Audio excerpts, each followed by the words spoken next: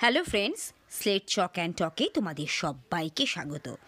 আজ রবীন্দ্রনাথ ঠাকুরের একটি কবিতা পাঠ করে শোনাচ্ছে শুভম।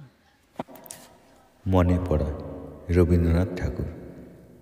মাকে আমার পড়ে না মনে, শুধু কখন খেলতে গিয়ে হঠাৎ অকারণে একটা কিশোর গুনগুনিয়ে কানে আমার বাজে। মায়ের কথা মিলায় যেন আমার খেলার মাঝে। মা বুঝি গান গাইতো আমার দোলনা ঠেলে ঠেলে।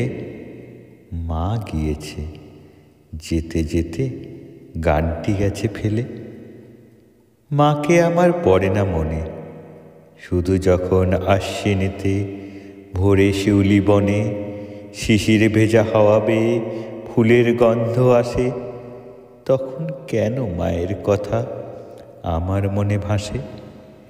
কবে বুঝি আনত মাসেই ফুলের সাজি বই, পুজোর গন্ধ আসে চিতায় মায়ের গন্ধ হয়ে।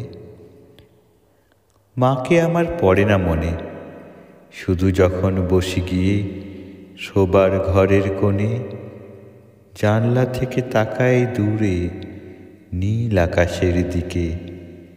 মনে হয় মা আমার পানে চাইছে অনিমেষে। কোলের পরে ধরে কবে দেখতো আমায় চেয়ে, সেই চাউনি রেখে গেছে সারা আকাশ চেয়ে।